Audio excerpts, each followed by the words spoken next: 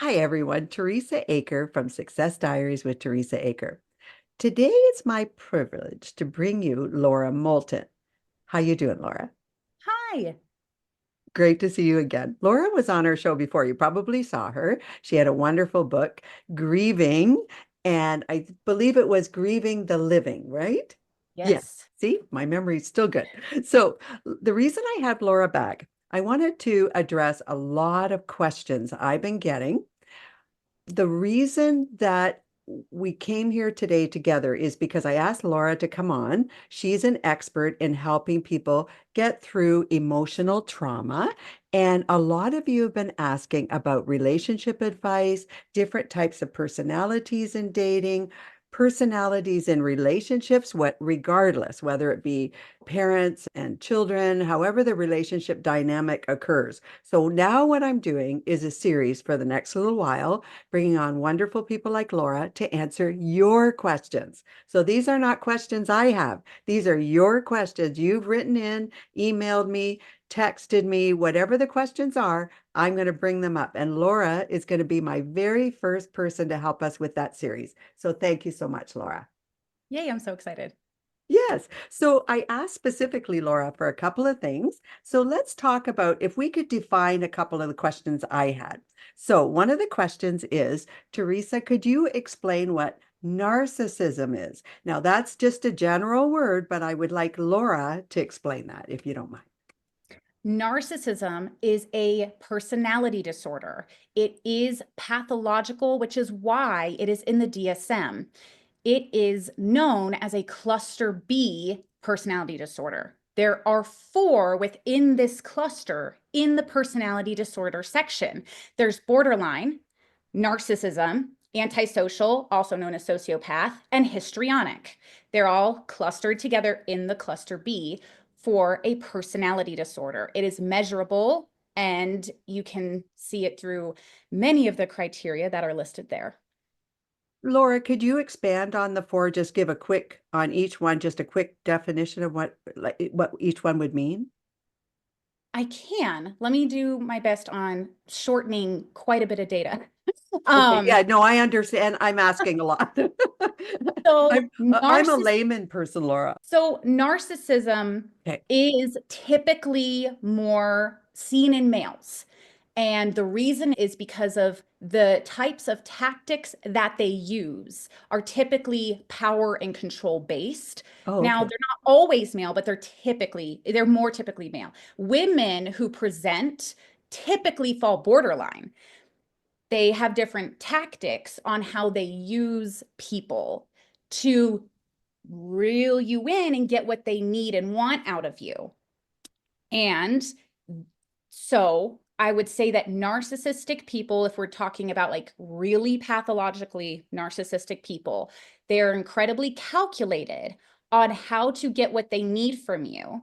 And they're incredibly good at figuring out, they're intelligent in in these ways, and they're really unintelligent in these other ways. But I will tell you, they're incredibly intelligent, figuring out your weaknesses, figuring out what upsets you, figuring out what hurts you, and then they can use all of that to get what they're looking for out of you. Not because they care, not because they want you to feel special, but because they know they can get something. And they're very intelligent with that. But they're not always the most intelligent with how it's done. And so in a relationship with somebody like this, you're going to internally pick up on this. You're going to be like, it's really weird. Why is the relationship very quid pro quo? Why is it very, let's use what I can do, but then I'm not actually seeing anything helpful or loving towards me in the relationship. And if I do, it's very short lived.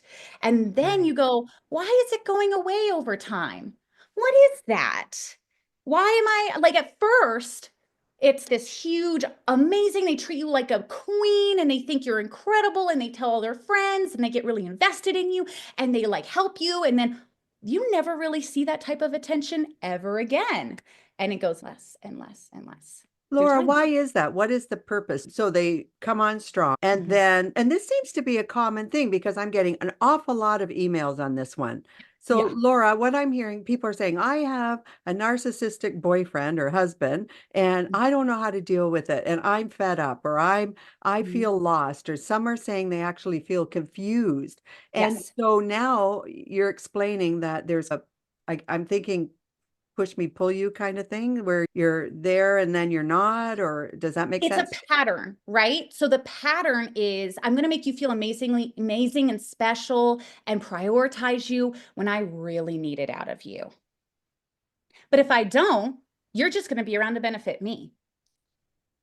And that is the stereotypical pattern of a narcissist in a Okay. relationship. And that's in dating relationships, or is that also with parental? Is that with everything? Oh, across, that's why it's patterned based. So yes, it's very popular for people right now in their dating relationships, but it's absolutely the case. Any person, yeah, you can absolutely have it with parents, siblings. I've helped people heal literally every type of relationship that they have had Sure. pain in with these situations. Yeah. Okay, I'm going to ask you another question. Thank you for clarifying that because I think one of the big things was the definition was because I think it's being used a lot. Would that make It is. sense, Laura?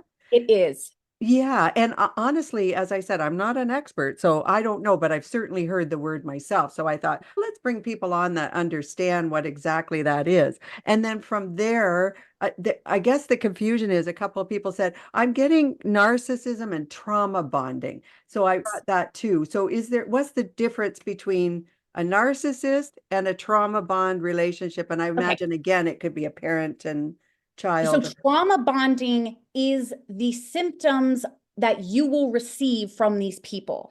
So Oh. if somebody's a narcissist, you will feel this trauma bond happening. So now the symptom from that relationship is what Yes. so is someone, let me ask you this. This may sound wrong. Is it a submissive relationship? Is there a, You're getting some of the nuance here, but what happens is I'm going to get a little nerdy. And so I just want to preface for everybody, please do. if you're more curious, please, you can look this up in the Sure. DSM. If you get your diagnostic statistical manual, it's in there. So if you want to learn all that's all in there. There's more than enough internet sources, but I would argue that a lot of them might not be very clinically based, but you could resonate with some of them. I'll also say I'm not like giving you or anybody on here professional advice because this is so unique to how you personally process that I would strongly encourage anybody who is even skeptical of this to seek out a clinician near you who says, I help people heal from this, because you're going to get a very different model of how to empower and help yourself stand up for yourself in a way that you probably have lost since you've been in the relationship. And so it takes a lot of bravery, there's a lot of fear, and they are playing off of your fear-based part of your brain, your limbic system, in order you to feel stuck. So there's a lot of undoing and sorting through when you're in a relationship like this for a really long time. So please seek out somebody near you that you trust, that you like, that is trained and personally walking you through this. So while I'm here chatting with you today, I'm just going to give you some general Sure. answers to your questions so that you have some baseline of what you are trying to articulate to somebody you need to help you through this. Perfect. Yeah. So first, I agree with you 100%. So anybody who needs to get professional help, I encourage that so much because again, I'm not a doctor and Laura's here to give us advice that she has, but as she said, each situation is unique. And I think that's important for people, and we're all adults here. I look up things on YouTube and Google for things too when I'm looking for things. I think it's so important if people are really stuck to definitely get professional help. And there's wonderful people out there that will do that for you. So that's important. So as I keep saying, I'm not a doctor or a psychiatrist. I'm just answering your questions. So let's look at now. So now I get it because I somehow thought trauma bond was something to do like narcissism, where it's a situation from that, but now you're saying that's the symptom. So I get that. So now let's say, does a narcissist know they're a narcissist? I've heard that they do not. So it's mixed. If they don't care, They don't care. Oh, no, they okay. So don't. they don't care about their relationship. So a narcissistic father may not care about their children. Does that make sense? which is It's scary. really difficult. So I catalog this of like healthy people thinking versus unhealthy people thinking. And it's really hard for somebody who's healthy in their thinking to wrap their head around really pathological and unhealthy thinking, because you keep associating how you would never do that with somebody. The Right. problem that you have with this, though, is that if you keep thinking that people are like you, that's what they're banking on. Because as long as you think that they're like you're going to keep making excuses for them, because you would want to be made excused for if you screwed up so bad. Oh, So they sure. play on your goodness to keep going, you know me, I didn't mean it. But they don't think like you. They don't see the Oh, world like that's you do. Oh, that's crazy, Laura. So now, Yes. so the person who is on the reciprocating end of this is now going to take all of that in, and they're going to be totally confused because they're thinking, wait a minute, this person I care about, they would never treat me like that because I wouldn't treat them like that. Nailed it. That's how they stay in the relationship. Oh, I get it. And what's the point of the Okay, wait, I'm getting this. Now you're halfway through the relationship time and the light bulbs are starting to go off and you're starting to go, maybe Laura's right. Maybe this isn't going so well. I So, hear that a lot. so with all due respect, I would be I would be one of those people. What red flags? Okay, so now you're halfway through it and you realize there's something not right here. What's the purpose? Honestly, what's the purpose? Let's say you're now not necessary. You said the person doesn't care. They got what they wanted out of you. What's the purpose of continuing on that? What is a narcissist getting out of the relationship if they're not getting any more than they need? Think about what you just said, though. If you keep giving it, they'll keep taking it. Oh, I see. So the person who's giving and giving, the narcissism now, I could care less if I get it or not, but if you're willing to keep giving it, I'm going to stay in the game. They actually very much care if they keep getting it, which is why they'll use very abusive, scary tactics to keep you sucked in. What kind of abusive tactics do you mean? So, trauma bonding. Okay, let's go to that because that I didn't have 100% on my mind what trauma bonding is. So let's do So that. trauma bonding is where I reward you for such a great thing you've done for me.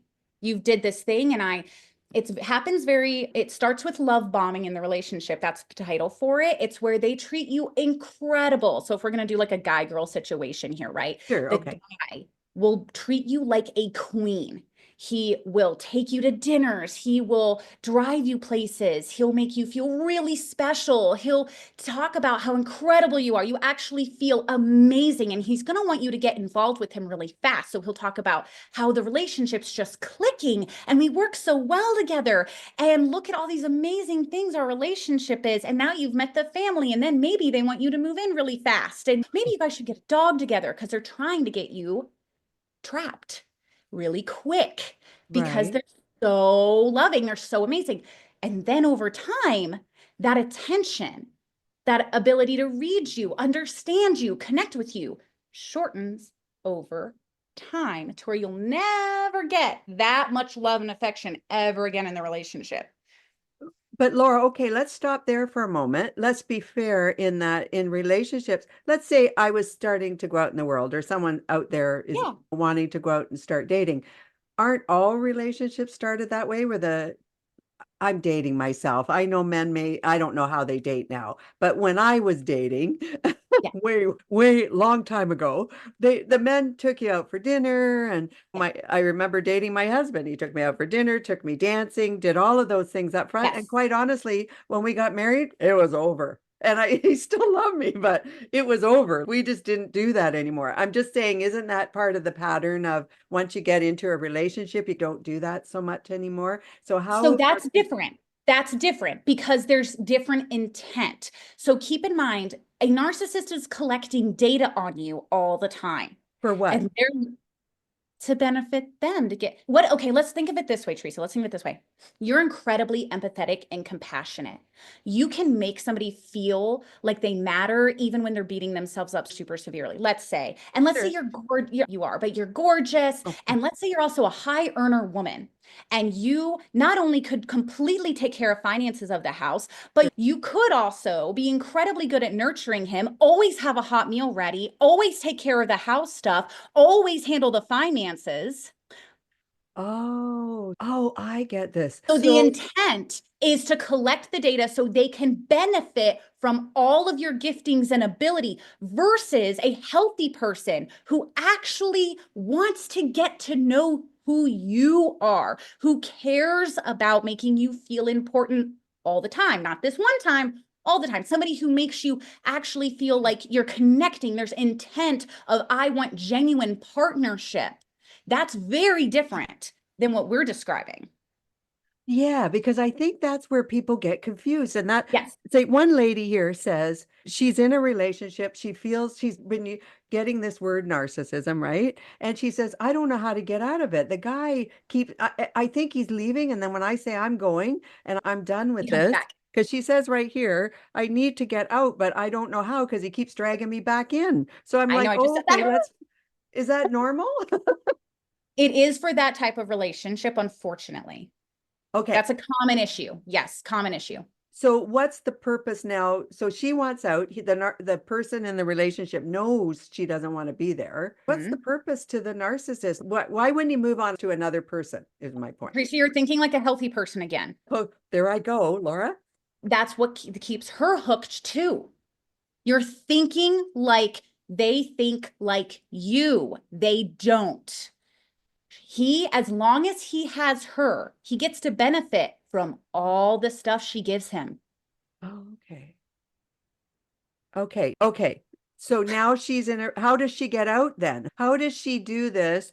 I And wrote a book for you, sweetie. That's what this is what my book is on. It's helping you grieve the living and you're I, respecting the decision that people have already made about you. So for this particular woman, I don't know her. I don't even know if this guy's actually narcissistic, but that is a yeah, I common don't know either. pattern, I don't. right? That's a common pattern. So what you have to realize for this particular woman, okay?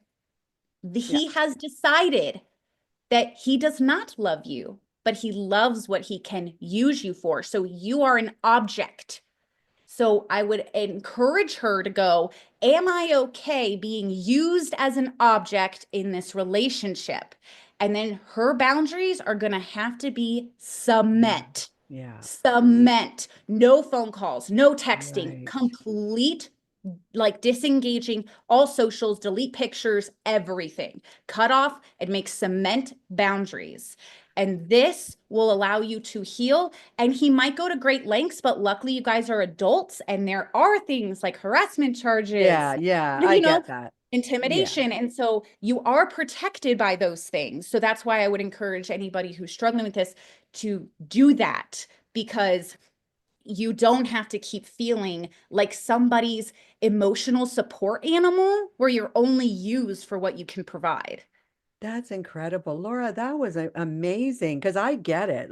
And I'm even feeling for her. I'm like, okay. And all my thought was when I read all of these is, I guess my logic, you're right. I think he probably loves her and he's just maybe have an open conversation. I'll figure out. But you said it on the nail. What if they just don't care and you don't want to admit that? Or, Teresa. Oh, sorry, sorry. go ahead. I was going to say, going with what you said, but Teresa, think very logically. Is that what love looks like?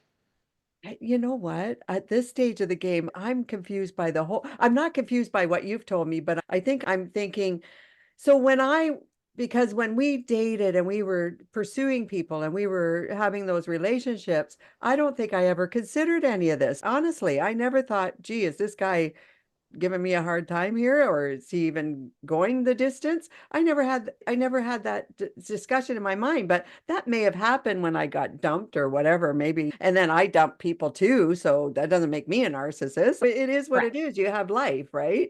But Yes. today it really feels, Laura, there's these not creative, but confusing Yes. situations. And I think that's why I'm getting all these emails. It's like I mentioned on my show a couple of times that I wasn't dating, and that's fine. And they're like, said you were healing, Teresa. I'm trying to heal from this relationship. And all of a sudden, all this stuff came up, and I thought, let's help these people. Let's get some answers here. You have been so clear, Laura. Do you have your book in front of you by chance?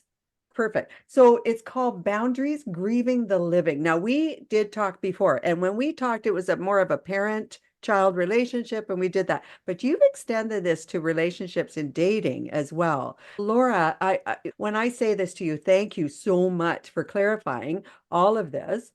What have we got there? Romantic partner. Perfect. And this is is this about what we just talked about and how to get out of that relationship? This is about how to, okay, so I'm going to try to make this as clear as Yeah, I can. keep So making it here's the simple for thing. me. When I said earlier, you have to make cement boundaries. Sure. Okay. That is actually very hard. That is not easy. That's why people are stuck in this.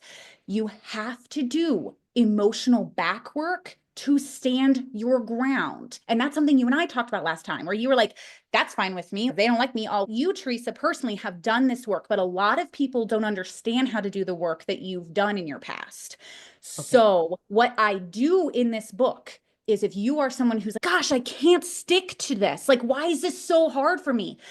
What's so hard is the emotional back work. And one of the biggest components you're missing in order to make those boundaries cemented is your refusal to heal the grief, the loss of not being Oh, chosen, not being loved, not being wanted in the way you desperately needed. so And let me, until, Laura, stop for a second because that's perfect. You just said something. So grieving the love that you're not willing to let go of. I like that because that could be a parent, that could be a child, that could be a brother, sister, yes, a relationship and dating. That could be anything yes, because I get it. So the person who is let's not say normal. I'm sure everybody's healthier in normal. thinking. Healthy, thank you. Healthier in thinking and relate, because I don't want to say they're not normal.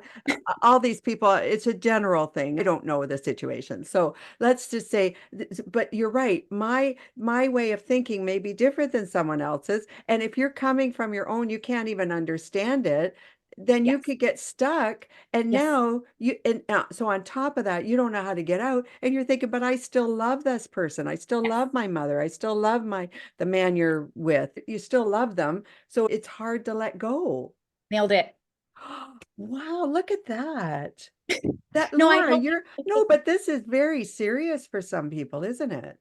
Yeah, I've helped people with this for 10 years, and that's why I actually moved into making this course so I could help more people heal from this, because it is such a big problem. And I feel like our society does not do a very good job of helping people systematically work through this in a way that's effective. And I created a thing that is incredibly effective. That's why I Sure. have all the testimonies I do and all of the video testimonies that are now on my website talking about what I've done. And it's game changing when you learn how to do Sure. this well and Sure. protect yourself from unhealthy people who are trying to use you. And recognizing it and knowing how to get through it. Nailed it. Yes. And then is there a way, just one last thing, if you don't mind, is there a way to see those? We call them red flags. I know everybody's throwing that word out right now, but is there a way to recognize in your book what to look for in the next relationship? Because I'm thinking, Laura, if you're going through these, you probably have a pattern. Because I'm thinking someone who's loving and kind and empathetic is As a going to pattern. keep finding the same, because you're like a target, right? You're like Yes, you lights are are. on and everybody's going, oh, come to me. If you have, Yes. Yes, you are a target, especially, and I'm doing the woman to men stereotypical thing right now. sure. But if you are a beautiful, high-powered, successful, empathetic, compassionate, nurturing woman, you are a huge target for these people. They're gonna sense you like a shark in the ocean and you're bleeding. And You've got yet, to protect yourself. and yet these are intelligent people who know what they're doing. They got there Yes, because they're intelligent. And yes, now they're yes. thinking, how did I get in here? Because they search for you. Wow. Yes. Laura, that's a little scary. Yeah, But but it's not if you know how if you to know what you're protect yourself. If you exactly. know how to go, oh, yeah, that's weird. And then you keep your red flags up and Yeah. watch. Their language will tell you. The way they express themselves will tell you. The way that their nonverbals are really, to me, they're very obvious. I can point it out really quickly because they're incredibly incongruent. So their words are very lovely, but their body shows an uncomfortableness. So you're going to get this feeling of, oh, maybe they're nervous, or oh, maybe, but you're actually picking up on somebody who's disingenuous, and you're not registering it that way because you wouldn't be that level of disingenuous. You would be nervous. So you're reading nerves, not Oh, I see. So incongruency. you're even reading body language differently. Yes, you should. I would say you should. Absolutely. That's incredible, Laura. Well Thank done. you. No, really well done. That's why I had you on today. And you know what? You're always lovely. You're so beautiful anyway, but inside and out, you're just such a warm person. And I'm truly grateful that you came back. Now, hold that book up one more time. Perfect. Everybody, I want you to take a look at Laura's book, but we're also going to talk about your course just quickly, Laura. Is it up and running now that people can take your course? Yes, I'm so excited. I'm taking my first batch of people, and I will say you are not dealing with somebody who is just a coach who got like a 6-week course or something. Like, I've done this for years, Yeah, and yeah, I I understand. am so excited to help anybody who feels like they need their hand held through this and they need the amount of accountability that I can provide for them. Perfect. Now, where will we get your course? Where am they going to get it? My website. Perfect. So we can go to your website. I'm going to have that on here on the show notes. They're going to be able to get your book, go to the web page, do all of these things and get at least the guidance and help that you're able to offer through the book, through the course, and maybe they can reach out to you and send you some messages. Would that be all right as well? That is perfectly fine. I'm going to direct you in the best way that I can help Perfect. you. Yeah. Perfect. Laura, thank you so much. Everyone, this is Laura Moulton. Definitely go to her site. I'll have in the show notes, all her information. Thank you again, Laura. This is Teresa Aker from Success Diaries with Teresa Aker. I want you to continue sending those questions, the notes. We're going to have this series continue. Laura, would you come back and do another one? Sure. Perfect, because it will have Laura back in case you have other questions and we can add her to it. I'm going to have a group of specialists and experts that are going to come on with whether they have books, courses, and we're going to get to the bottom of all of this and help all of you. So I hope you're all having a great day. Please subscribe to my channel. Stay tuned for this series. This is episode 1 of the series, and we're going to get you through all of this. Thank you, everyone. I'll talk to you all very soon. Bye-bye now.